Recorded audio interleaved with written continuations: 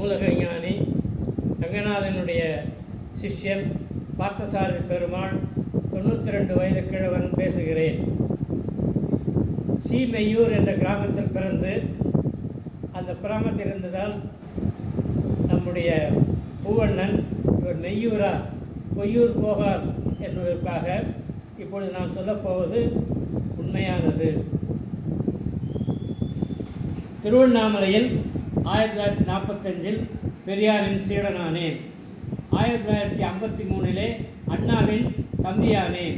காஞ்சிபுரம் பச்சையப்பன் கல்லூரியில் படிக்கும் பொழுது அண்ணாவினுடைய திராவிடமான முன்னேற்றக் கழக பொருளாளராக இருந்தேன்.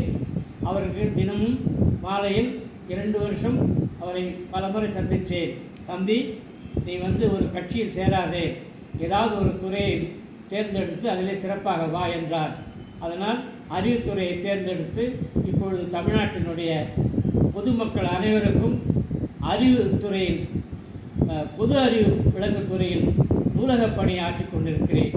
இப்பொழுது நூலக ஞானி ரங்கநாதன் லைப்ரரி ட்ரஸ்ட் என்பதை ஆரம்பித்து இந்த தமிழ் நூற்றொகையை வெளியிடுவதற்கான முன்முயற்சிகளில் ஈடுபட்டிருக்கிறேன். தமிழ்நாட்டினுடைய பொது நூலகத்துறையில் மேம்படுத்துவதற்கு இப்பொழுது வாய்ப்பு வந்திருக்கிறது.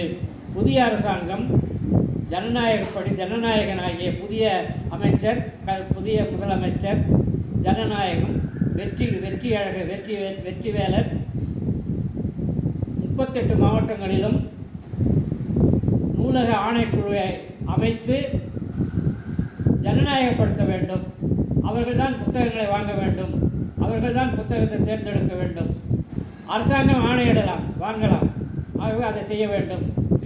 இதற்கு உறுதுணையாக இருப்பது தமிழ்நாட்டு பதிப்பாளர் அனைவரும் ஒன்று சேர்ந்து அரசாங்கம் டெலிவரி ஆஃப் புக்ஸ் ஆக்ட் பிரகாரம் 1953, 54, 56 பிரகாரம் எல்லா புத்தகங்களும் கன்னிமரா நூலகத்திற்கு இலவசமாக வந்து விடுகிறது. அந்த மத்திய அரசாங்கத்தின் ஆணைப்படி நூற்றொகை 60லிருந்து 80 வரையில் வெளிவந்தது. 80லிருந்து 1926 வரை வெளியிடவில்லை. தற்பொழுது டிஜிட்டல் பிப்ளியோகிராஃபிகள் வெளியிட வேண்டும். அதற்காக இந்த ட்ரஸ்ட் ஒரு தனி மென்பொருளை உருவாக்கி இருக்கிறது. தமிழ்நாடு பொது நூலகத்துறையும் இந்த சாஃப்ட்வேரை தங்களுக்கு பயனுள்ளது என்று கண்டறிந்திருக்கிறது. இப்பொழுது செயல்பட வேண்டியதுதான். ஆகவே தாங்கள் இதில் கவனம் செலுத்தி இந்த ட்ரஸ்டின் தலைவர் பெருமாளை அழைத்து கொஞ்சம் ஒரு 5 நிமிடம் பேசி உண்மையை அறிந்து நூற்றொகை வெளியிட ஆணையிட வேண்டுகிறேன்.